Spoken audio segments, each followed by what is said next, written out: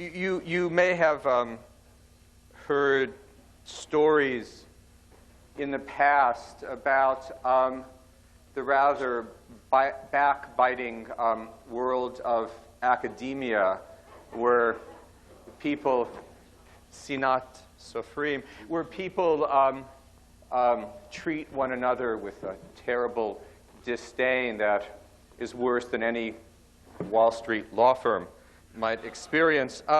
You may have noticed that several of us are friends, and in keeping with my friendship for Derek Penslar, a scholar who I admire greatly, he had asked me to mention that a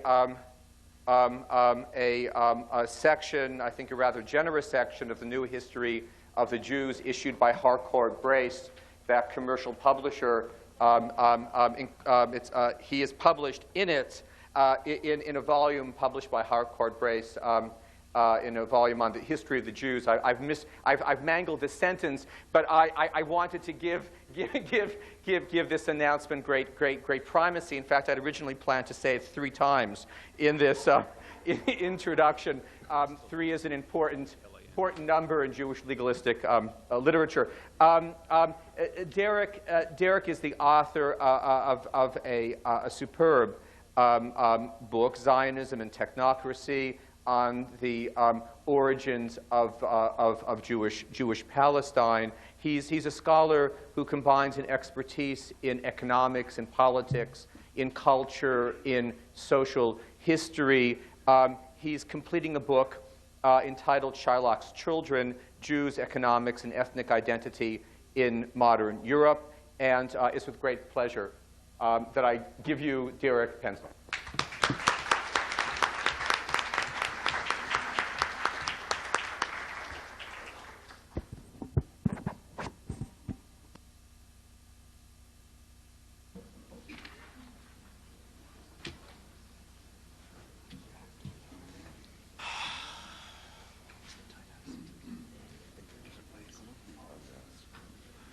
Can you hear me? Yes. How's this now? Okay. Ladies and gentlemen, welcome to our Ne'ilah service.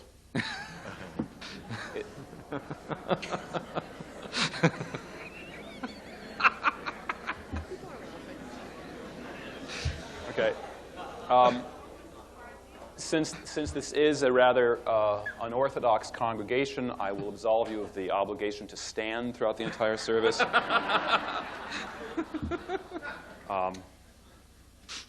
It's very interesting the way this conference was organized. The order of the participants representing chronological order from antiquity to the present, and yet one can't help also but feel, at least when one looks at conventional Zionist narratives, a teleological quality. That is, that history is going somewhere, that we start with deep antiquity and we end with the State of Israel. Whether the State of Israel does represent the be-all and end-all of the Jewish historical experience or not is something we'll be talking about both in my formal remarks, and hopefully we can talk about this during the discussion section after lunch. Let me start with some general remarks about nationalism and its relationship with the Jews. I want to begin with a quotation not from a Jewish scholar, although this was a scholar who knew something about Jews, the French theologian Ernest Renan, a professor of Hebrew in Paris in the late 19th century. But he, in 1882, an important year in Zionist history, because it was the year that marked, one could argue, the beginning of the Zionist movement, but that was not really terribly important for Ernest Renan. He gave a famous address in Paris called Qu'est-ce que c'est qu'une nation? What is a nation?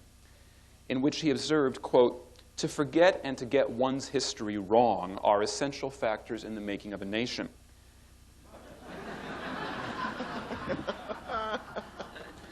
And thus, the advance of historical study is often a danger to nationality. This was a prescient statement coming from a scholar in Europe at the end of the 19th century, an era that witnessed a symbiosis between nationalism and historicism. Nationalism legitimized itself through appeals to the antiquity of the nation. It legitimized itself through appeals to history, which provided evidence of the antiquity of the nation. And in turn, historical thought often conceived of the nation state as the highest form of historical development. Myths that nations were ancient and coherent structures, myths that national feeling was something organic and visceral, reinforced myths of history as the key to the comprehension of human existence. And yet, as Renan astutely observed, it's really only a certain type of historian engaged, deeply engaged in nationalism, who is going to think in such a way. A historian who is not terribly sympathetic to nationalism might argue something quite different, might argue that nations are not ancient and organic, but rather that they're new, fractured, and artificial. Historians who think such a way might tend to depict nations as the product of social class or race or gender or psychic or linguistic structures. And indeed, in our own era, more than a century after Renan, it's these latter categories that increasingly occupy academic historians. Nations tend to be portrayed, on the one hand, as products of modern industrial and middle-class society, something that emanated from the fertile imagination of bourgeois Europe like primal matter thrown forth by the Big Bang. On the other hand, nations are shown to be the creation of the state, and historians these days are much less admiring of the state as an institution than they were 100 years ago. Nations are no longer seen as reason incarnate, but rather as a locus of coercion, an agent of social control, a vehicle of organized brutality. Again, to quote Renan, historical research casts fresh light upon those deeds of violence which have marked the origin of all political formations. We'll get back to that quote later on. Renan does not make clear, however, if the engine that drives historical inquiry is going to be disinterest or simply a new form of ideology.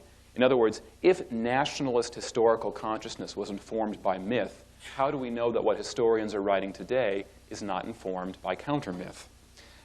Is today's historian truly more detached than his predecessors? How do we separate reappraisal from counter-myth? If nationalist myths which inspired past generations are deconstructed, if we expel nationalist myths from our collective memory, then what will fill the void? These are the questions we're asking today. From the start, the Zionists wove a dense fabric of myths to legitimize and to lionize their great project. These myths were accepted as truth by generations of Zionists. These myths are what gave them comfort and sustained them in their struggle to create a Jewish state, and indeed an epic struggle it was. In recent years, the Israeli intelligentsia, which is much more closely tied to the Western intelligentsia, that is European and American, than it is, let's say, to the ulema of Cairo, the Israeli intelligentsia has absorbed much of the Western academic world's self-image as the adversary of state power and the nationalist myths that justify it. And also, at the same time, many American Jewish intellectuals are growing a bit weary with Israel, a country which American Zionists have long believed was supposed to represent the Jewish people as a whole, appears to represent only certain political and religious interests. Finally, the half-century of Israel's existence also weakens Zionist ideology among academics, because there's nothing like success to weaken ideology. All right? The mobilizing power of any ideology is inversely proportional to its success, and since the state of Israel's been here for 50 years, people are beginning to question the need for Zionist ideology. What I'd like to do today, on the one hand, is to explore and deconstruct a number of the basic myths of the state of Israel, and yet, I want to make this clear because I'm not here to be belittling or savagely critical of Zionist myth-making. That's not my intent at all. In fact, I'm going to step rather gingerly over what I consider the blighted terrain of adversarial counter-myth. I do not believe that Zionism has anything to fear from history, and I believe that even if we deconstruct its myths, Zionism survives, albeit in a somewhat less muscular form than its predecessor, but it survives nonetheless. And I'm going to call this creation neo-Zionism. I'm going to deliberately avoid the term post-Zionism. Post-Zionism is a term often used now among the Israeli intelligentsia to describe this notion that Zionism has passed its sell-by date, as it were, and should be retired. I don't believe that's true. I believe that Zionism still has plenty of life in it, although it does need to be reconstructed. The Zionist mythological narrative presented Jewish nationalism as both a continuation of the Jewish past and a great rupture with it. Zionism claimed to be an act of rebellion against the diaspora as both a material and a psychic phenomenon. Lev Pinsker, one of the great early Zionist leaders, wrote in his famous pamphlet, Self-Emancipation, also 1882, the Jews' diaspora existence rendered them powerless, but also suspect in the eyes of the Gentiles. This small and scattered people, a ghost nation, in Pinsker's words, naturally made its hosts feel uneasy. Scattered across the globe, Jews suffered constant persecution. Most of the world's Jews lived in deep poverty. According to Pinsker and many other early Zionists, the Jews' their only traditional source of defense was actually, and this is ironic for a people most of whom were desperately poor, was money. The wealth of a minuscule elite, an elite of bankers and manufacturers who obsequiously served the state, normally for their own benefit, but who at times tried to help out the Jewish masses as well. For Pinsker, and even more for Theodor Herzl, the founder of political Zionism, the diaspora bred passivity, cowardice, and toadying. By calling his pamphlet Self-Emancipation, Pinsker was rejecting the basic premise of the Jews' political existence in modern times. That is, in return for internal changes making them socially acceptable, Jews would receive emancipation from the state. But for Zionists, emancipation had to come from within. They had to change themselves for their own benefit and not for anyone else's.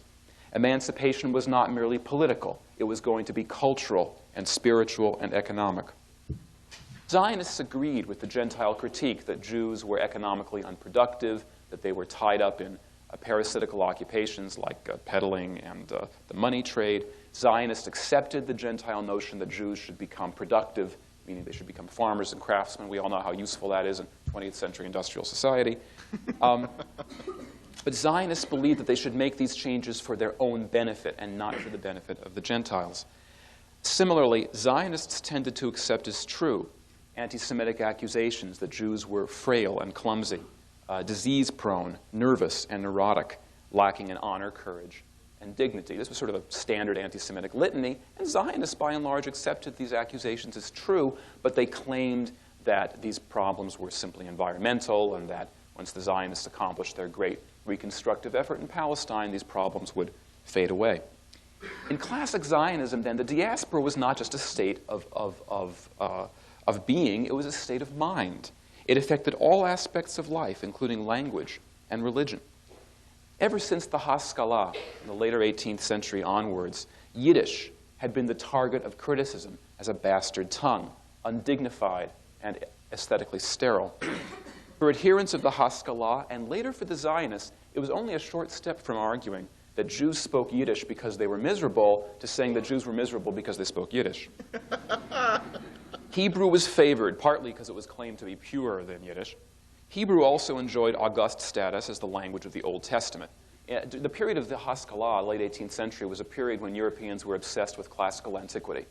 So Greco-Roman culture was being studied with great diligence in the German universities. So Maskilim could say, look, we have our classic epic, we have the Old Testament. You have the Iliad and the Odyssey, and yet we have our Old Testament. Then when you get into the age of the Zionists, you get into an age of nationalism when people are obsessed with national epic, like the Song of Roland, or that for the Germans it's the Nibelungenlied.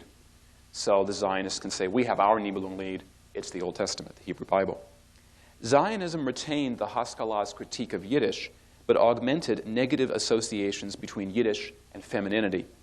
A nationalist discourse, always, in every country, tends to have a very strongly gendered inflection. Nations are often represented as women. Right? For the French, it was Marianne, or for the English, it's Britannia. In America, it's Lady Liberty. But it's understood to be forged and protected by men. Right? The men protect. The nation is symbolized by a woman, and the men protect the woman. Yiddish, with its extended vowels, blurred diphthongs, and sing-song patter, was portrayed as a feminizing and hence corrupting force, as opposed to Hebrew, especially in its Sephardic form, which accentuates final syllables and lent itself to that clipped, tight-lipped way of speaking, which was then favored by generations of native-born Israelis. These aesthetic considerations combined with a historical one, because Hebrew was considered the language of the Bible, meaning the language of the Davidic monarchy, which we were told yesterday or the day before might not have existed.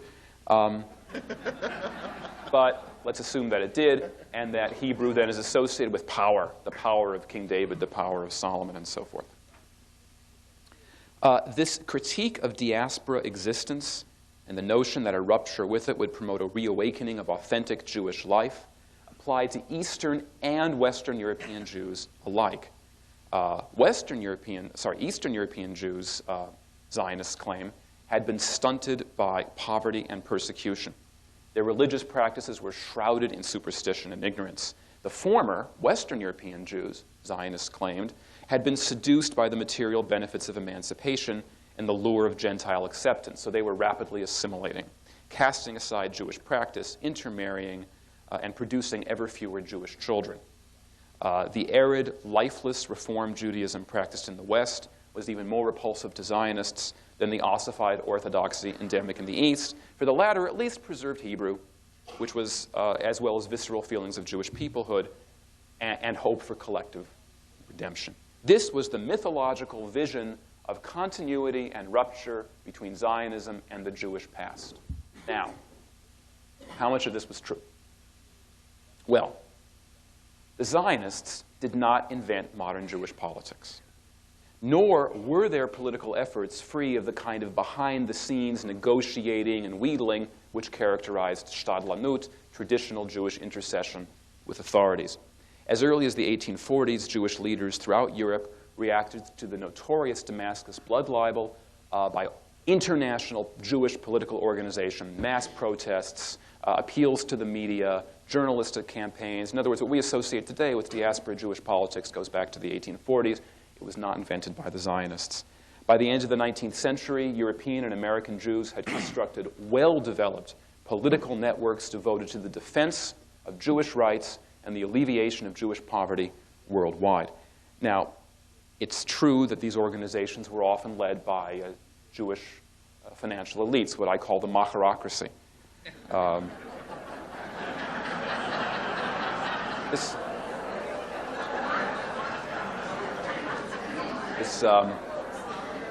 It's a useful term.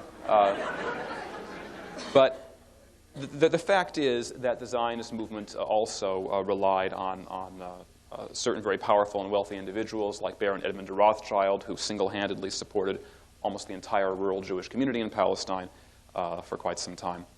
The fact is that although Zionists accused diaspora Jews of toadying to their respective governments, there really was not that much difference between the way Herzl conducted his diplomacy, let's say, or Chaim Weizmann, his diplomacy, and the way that non-Zionist Jewish political organizations worked. For example, the French Alliance Israélite Universelle, which was founded in 1860, and among other things, promoted French interests in the Middle East. Well, what difference is there between this and Herzl's promise to the Ottoman Sultan that in return for a charter for a Jewish homeland, the Zionists would simply manage the Ottoman Empire's financial debt? I mean, he was saying, we'll come up with the money, and Herzl knew better. He knew that the Zionists didn't have access to these funds, but he was simply appealing, actually, to anti-Semitic sentiment for his own benefit. Chaim Weizmann did exactly the same thing in his negotiations with the British, presenting Palestine's Jewish community, its yishuv, as a Cerberus, zealously guarding the eastern approaches to the Suez Canal. The political and philanthropic activities of diaspora Jews at the turn of the century had a strong unifying effect on Jews worldwide. There's a famous line in Herzl's State of the Jews, Der Judenstaat, in which he says, "Wir sind ein Volk, ein Volk." We are one people, one people. Well, fine, but what was the motto of the Alliance Israélite Universelle? Kol Yisrael Chaverim. Right? We are all comrades. All Israel are comrades. The fact is that the sense of unity in crisis, which the Zionists certainly did help create, was not originated by the Zionists. It was originated by a lot of Jewish political groups before and alongside of the Zionists. At the same time, those areas where Zionism claimed continuity with the Jewish past were often sites of yawning chasms between the two. Zionist mythology has exaggerated the extent of Orthodox support for Zionism, and it has obscured the amount of Orthodox opposition to it. It's interesting. If you look in sort of classic Zionist textbooks, attacks on Zionism by rabbis in the West, the so-called Protest-Rabbiner, get a lot of attention because these rabbis were seen to be craven assimilationists. Hostility to Zionism from the East European Jewish heartland has been less covered until about 10, 12 years ago when some books, very good books, began to come out on this. From the 1860s, a handful of rabbis with messianic motivations called for a mass return of Jews to Palestine. In Herzl's time, there were some rabbis who were willing to cooperate with Herzl in what they saw as a humanitarian effort to save Eastern European Jews. But during Zionism's first years, many rabbis in Eastern Europe deeply opposed the Zionist project. And their opposition was not based on cowardice or on passivity, but on a deeply held religious principle that it was sacrilegious to try to attempt a reconstruction of the Jewish Commonwealth before the receipt of the signs and wonders from the Holy One, that the Messianic age had arrived. Even those Orthodox Jews who were willing to make a pragmatic alliance with Herzl had a very hard time stomaching the cultural nationalism preached by Herzl's nemesis, Asher Ginsburg, better known by his pen name Ahad Ha'am. This consummate intellectual, raised in an environment steeped in Hasidic piety, aspired to create a secular Hebrew culture that, however great its intellectual debt to rabbinic tradition, represented an even greater rupture with the Jewish past than Herzl's program for global Jewish transplantation. And the Orthodox Jews had a much harder time with the secular Hebraists than they did with Herzl. Herzl they could dismiss as Am Haaretz. He didn't know. He did not have a deep knowledge of things Jewish, and Herzl was willing to grant the rabbis a certain amount of authority. They could deal with Herzl fairly easily. It was much harder for them to deal with the likes of Chaim Weizmann, Menachem Usishkin, and Mikol Shekin, Ahad Ha'am. The revival of Hebrew, the symbol of Zionism's link with the Jewish past, was a profoundly subversive undertaking. It was actually a great rupture. You'd think Hebrew, spoken in biblical times, albeit written in chicken scratches, as we learned 2 days ago, then written in those nice block Aramaic letters, and then revived in some form. We think, okay, this is continuity with the Jewish past. It was actually a deep rupture with the Jewish past. You can see this in the so-called father of modern Hebrew himself, Eliezer ben Yehuda. From the time he moved to Palestine in 1878, ben Yehuda expressed a fanatical passion for Hebrew, a passion so great that he prohibited the use in his home of any other language, this despite the fact that he could barely speak in Hebrew, and his first wife was forced to live virtually as a mute. It's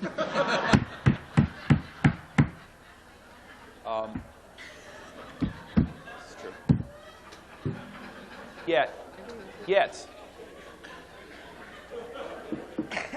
Yet this Hebraeophilia dwelled within a secular spirit so strong, so anti-clerical, so hostile to orthodoxy, that in 1903, Ben Yehuda championed the notorious Uganda proposal, which would have created a Jewish colony in British East Africa. The thought of Hebrew being spoken on the veldt is rather jarring. Only slightly so is the gap between modern and earlier forms of the language. The syntax and vocabulary of modern Hebrew are modeled along the lines of European tongues much more than along the lines of biblical Hebrew.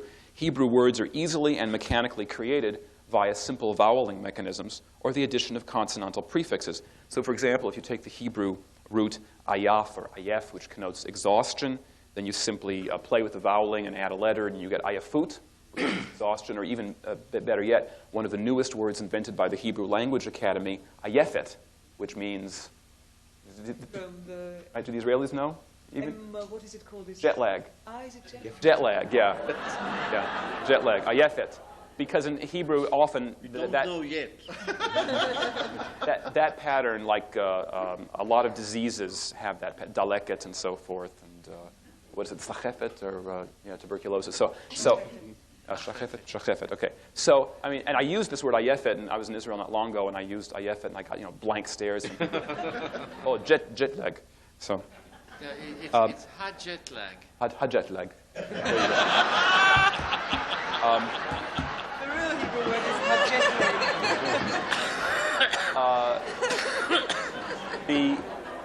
lag. Now the pronunciation of modern Hebrew, is also much easier than its predecessors. Now, to be sure, Hebrew is dotted with biblical phrases and words. Literary Hebrew, especially at its most pretentious, is chock full of terms from rabbinic sources.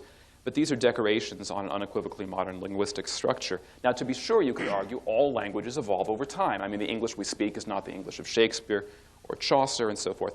The difference is that the Hebrew revival was rather sudden and engineered much more, let's say, than the development of English or modern French. It was engineered by the Zionist political and intellectual elite, particularly that of the labor movement, which dominated the country really from the 1920s up through the late 1970s.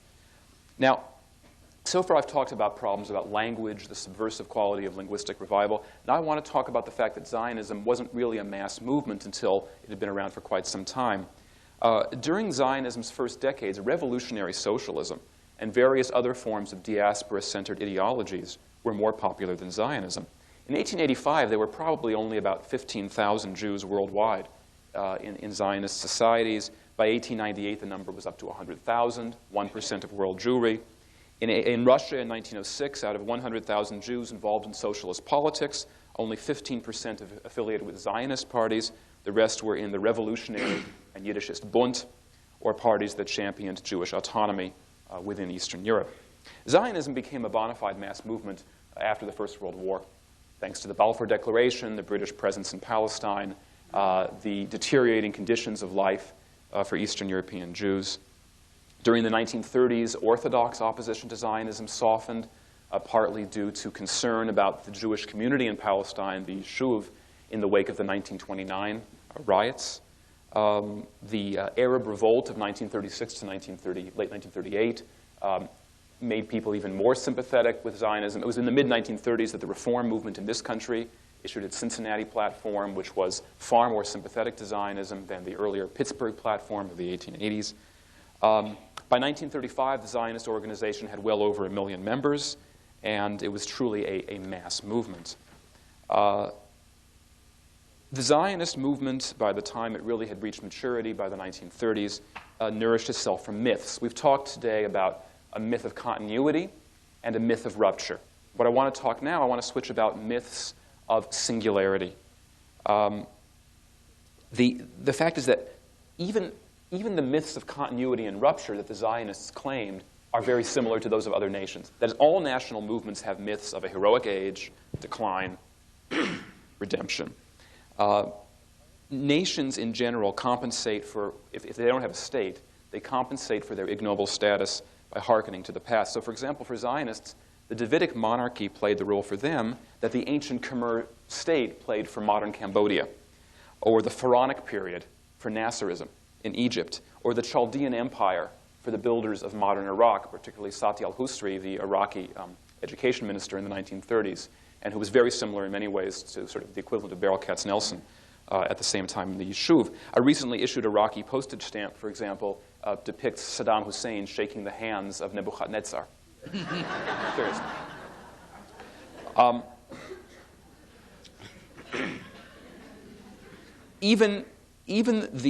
Even the call that the Zionists have made to normalize the Jews, to transform them into a people like other nations, is typical of nationalism as a whole.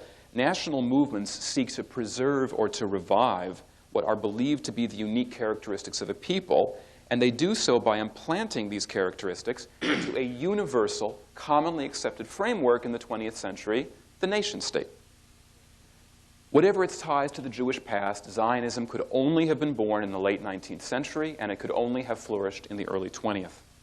At the fin de siècle, nationalism flourished among the stateless peoples of Eastern Europe and Southern Europe. The seeds of nationalism had been sown throughout Africa and the Middle East.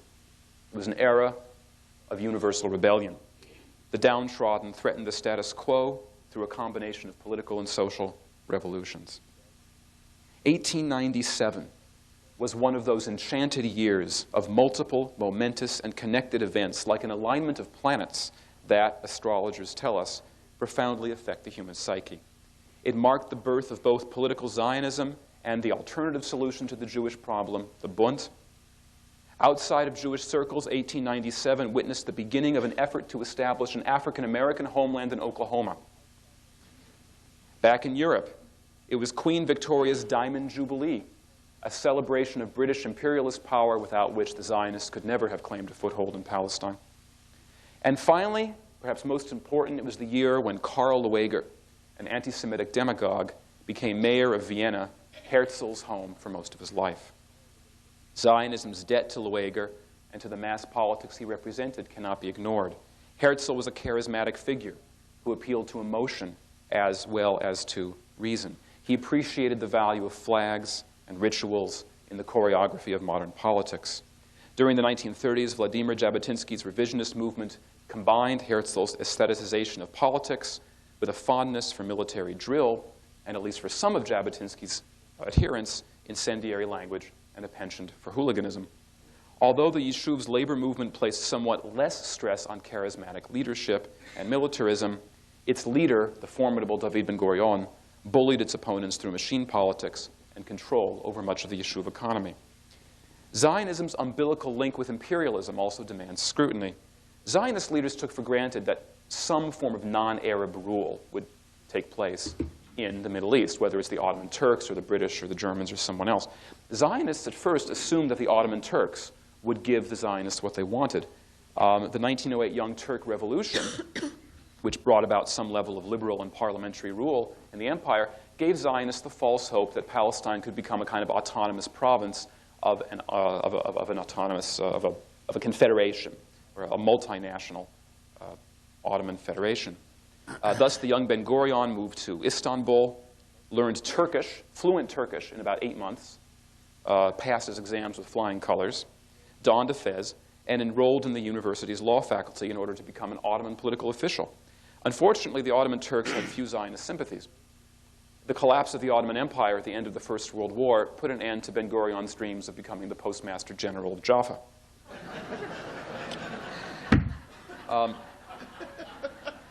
I often tell my students that if the Turks and the Germans had won the First World War, not only would Ben-Gurion have become the Postmaster General of Jaffa, Saddam Hussein would have wound up a conductor on the Baghdad Railway.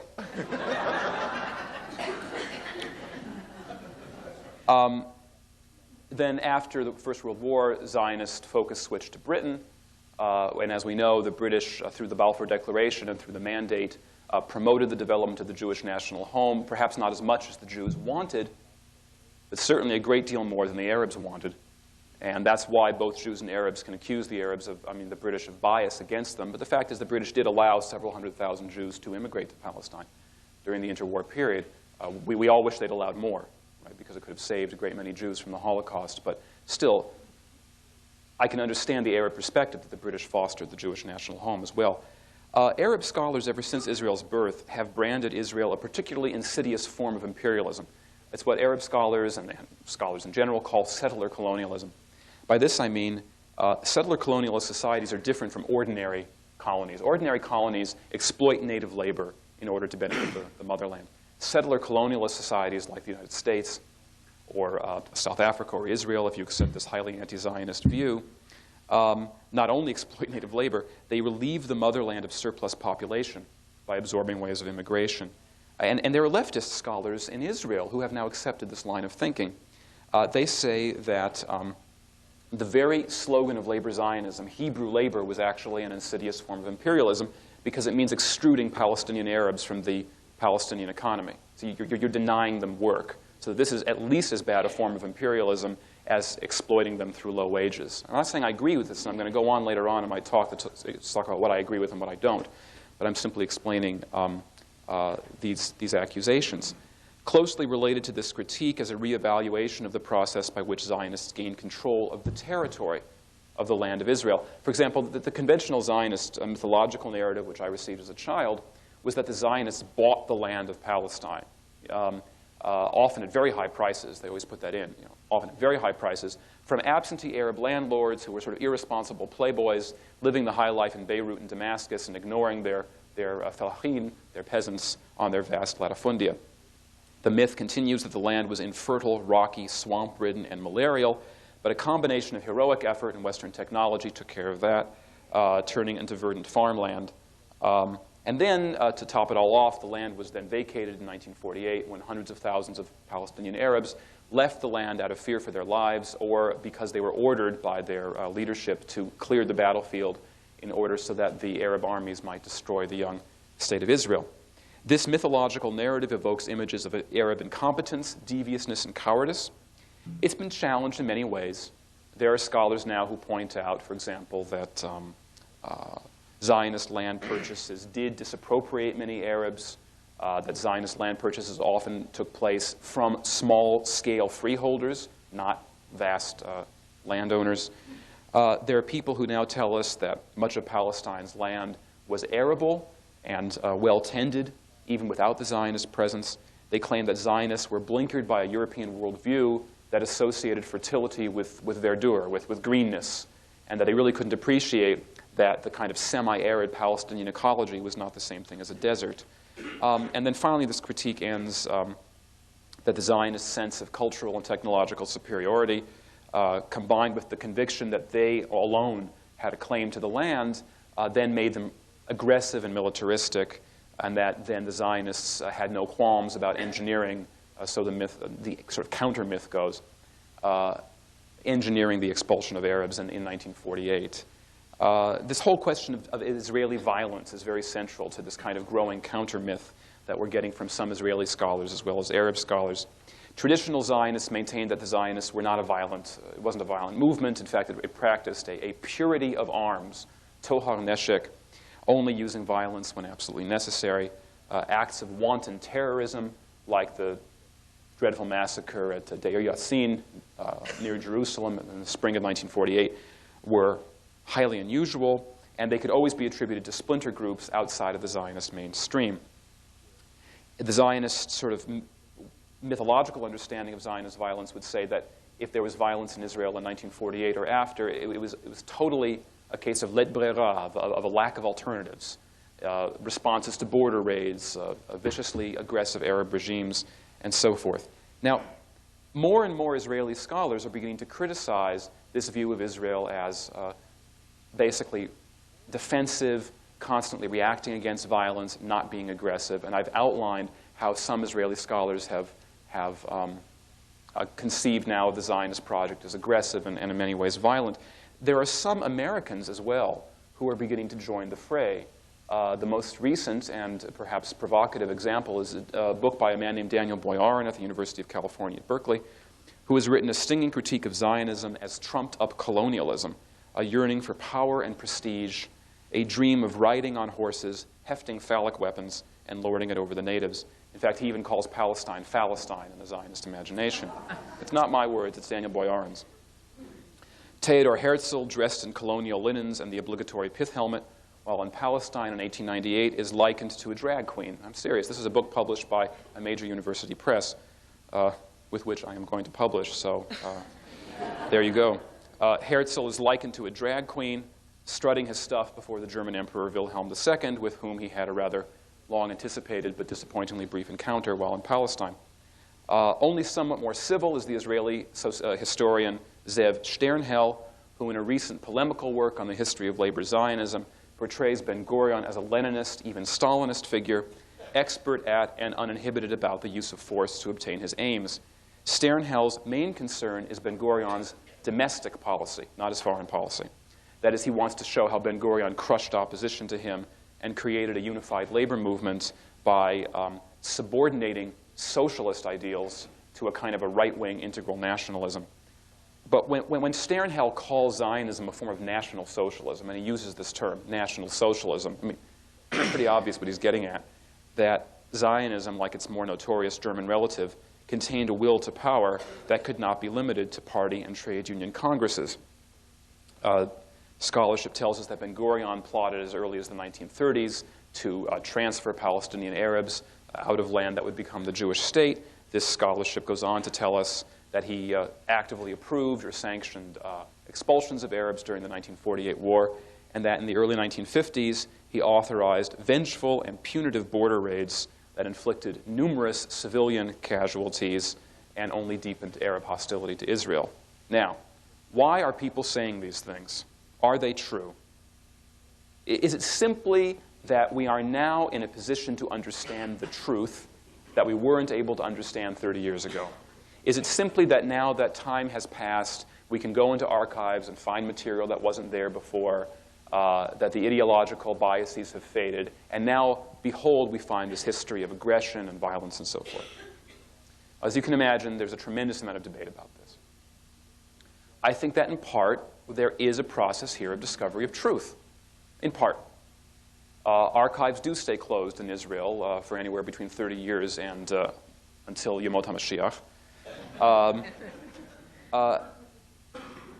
And it's true that there are younger scholars now, and by younger I mean people in their 40s, younger scholars who are willing to ask questions that previous generations of Israeli scholars weren't willing to ask. That's true. You can have the exact same body of evidence, but if you don't ask the right questions, you're not going to get the right answers. And so to some extent, there is archival material available that wasn't there before. There are new and fresh approaches. This is all true. At the same time, there is a polemical, and I think highly, really unacceptable tone in much of the recent writing on Zionism that suggests that we are talking about counter-myth as well as a dispassionate analysis. Israel is experiencing acute political, social, and cultural tensions. Relations between Israel and Palestinian Arabs are intolerable. Those between secular and Orthodox Jews are a little better. And I think this accounts for the shrill, litigious, and adversarial quality of so much of public discourse in Israel. I think we're finding it increasingly in this country, and it's much worse in the state of Israel. It's true that conventional Zionist ideology is no longer meaningful to many intellectuals in Israel, but it has been replaced not by dispassion, but by irritable exhaustion. Cool-headed historical reappraisal requires irony. In Israel, one encounters little irony, but only cynicism. The two are not the same. Unfortunately, American Jewish public life is also being fragmented as Jews form congeries of interest groups divided by political, ritual, and sexual orientation. Division has always been part of Jewish life, but so has been the myth of Klal Yisrael, the unity of the Jewish people. And it is precisely that myth which exerted throughout history a profound integrative effect. In this sense, Herzl was quite right in asserting the primacy of slogans and symbols, of appeals to sentiment in the making of national movements. To be sure, many of Zionism's connections to the Jewish past were imagined, but such is the case for all nationalism. And nationalism has become, in modern industrial societies, the most satisfying form of collective identity. Yes, Zionism was born on the back of imperialism. But how can one imagine it otherwise for any form of third world nationalism? How can one imagine a modern Senegal, Egypt, or Vietnam without the dialectical relationship between the European colonizer and the colonized? As to Zionism's military record, let us invoke Renan once more, who notes that historical research brings light to a nation's violent acts, quote, even those which were followed by the most beneficial results. A truly dispassionate historian, I believe, will acknowledge that a certain level of coercive force must be exercised by any anti-colonial, state-building movement in its early phases. Although a historian is free to make moral judgments, those sentiments should be separated from evaluations of the practical benefits and drawbacks of the use of force in any given situation. Historical hindsight allows for distinctions between useful and counterproductive uses of power. For example, when one reads the history of the 1948 war, I ask myself, what could Israel have done differently and still won the war? Now, on the other hand, if you look at Ben-Gurion's policies during the 1950s, the doctrine of deterrence of border raids through massive reprisals, the fact is the policies didn't work. They were counterproductive. They did much to exacerbate tensions that brought about ultimately the 1956 Suez Crisis. The conundrum facing Israel today is not whether or not the state should abandon the use of force, but the conditions and limitations it should place on its exercise. In this situation, hindsight does stimulate insight. The contemporary intellectual movement known as post-Zionism involves far more than a critique of Israel's misdeeds or a belief that the state of Israel has outgrown the ideological cocoon in which it matured. At its most extreme, post-Zionism delegitimizes Zionism itself by claiming that Zionism was nothing more than assimilation in a revamped form. To reverse the metaphor, it was a sheep in wolf's clothing. On this point, by the way, secular post-Zionists and ultra-Orthodox anti-Zionists agree. As we've seen, Theodor Herzl, we're now celebrating the 100th anniversary of the first Zionist Congress convened by Herzl, so let me dwell on him for a bit. Herzl is the most tempting target for such criticism. The very figure who founded the political Zionist movement yearned for acceptance by Gentile society. He did internalize many of the anti-Semitic stereotypes directed against Jews. He was a vain man, Herzl was, and egotistical. He turned to Zionism in a desperate search for honor, dignity, and inner tranquility. Indeed, Herzl was that most exquisite of neurotics, a narcissist suffering from unrequited love. And yet, Herzl's inner torment should not distract us from his genius or his powers of perception. Herzl's diagnosis of European anti-Semitism as endemic and ineradicable was basically sound. His assessment of the perilous political and economic state of East European Jewry was valid as well. As the history of immigration legislation in the Western world shows, the United States, and even more so European countries, were as likely to close their gates to Jews as to open them. And finally, we have no reason to believe that the physical dimensions of the Jewish problem could have been solved only through mass migration. Herzl may have exaggerated the degree of Jewish assimilation, but he was right to criticize the vapidity of Western Jewish culture, which, without Zionism, would be in even a weaker state than it is today. Even the recent rebellion against Zionism, or at least against the organized Israeli bureaucracy among American Jewish philanthropy, is fueled by an American Jewish ethno-religious revival that owes much to Zionist influences.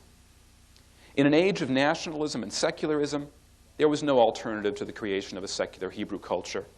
And if we accept Renan's definition of a nation as a community of destiny, there is no question but that the Jewish state could have arisen anywhere but Palestine, the only geographic location which could inspire world Jewry as a whole.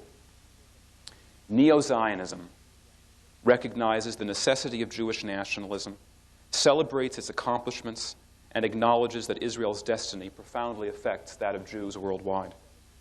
Neo-Zionism neither conceals nor belabors the imperfection of Zionism's leaders and ideologues. Most important, and in this respect it differs sharply from its classic predecessor, Neo-Zionism seeks continuity with the entirety of the Jewish past and with the Jewish religious tradition as well. The purely secular ethos that inspired the first generations of Zionist pioneers is no longer viable. That ethos relied on a dynamic of permanent revolution, of a society mobilized to gather exiles, settle the land, and battle with the enemy. Early Israeli society was dominated by collective units like the kibbutz, the army, the trade union. The public sphere overpowered the private. Today's Israel, by contrast, is an advanced industrial society with the deteriorating public sphere and growing individualism that characterizes Western countries as a whole. Western material and popular culture have overwhelmed the country like a tidal wave. At the same time, the pervasive threat of terrorism and war creates hungers that material prosperity alone cannot satisfy. Growing numbers of secular Israelis are growing unhappy with living by focaccia alone. They are searching for connections with the Jewish past. And although the unenlightened orthodoxy which dominates the Israeli religious culture impedes this process, there are signs of rapprochement between secular Israelis and Jewish observance and textual study. How would the founders of the State of Israel view this development? They were rebels, secular and iconoclastic, but they were rebels from observant homes, steeped in Judaic learning. The confluence of radicalism and tradition was what made possible secular Zionism's blend of Hebraism and humanism. No doubt Ben-Gurion and his comrades, if they were to look at Israel today, would be dismayed by Israel's crass consumerism, its yearning for the flesh pots of America, its devolving martial spirit. They would be appalled by the growth and political clout of the anti-Zionist ultra-Orthodox and the ultra-Zionist National Orthodox. And yet, I think the more sensitive among them would realize that they are partly at fault for having created this nightmarish landscape through their own aggressive secularism. Beryl Katz-Nelson, the chief ideologue of mainstream labor Zionism, might, if he were alive today, recall words from an essay of 1936, and I quote, "For every generation will rebel against its elders. This is natural. But if a generation disconnects itself from its predecessors so that the former generation becomes as if it never was, this is a special curse in our annals of rebuke. A generation that does not recognize its father does not know itself. It does not know what it inherited and that against which it rebelled. And in this, our shame is greater than that of any other movement. Whereas Renan wrote of the unifying power of collective amnesia within a national body, Katznelson calls here for collective memory. This marks an important step towards an authentic neo-Zionism. Linear memory, the positing of neat continuities and ruptures between eras, has all too often been the slave of nationalist ideology. What we need instead is lateral memory, accepting of contradiction, overlap, and ambiguity. And on the national level, such ways of thinking will welcome and rather than reject the historian's probe. Thank you.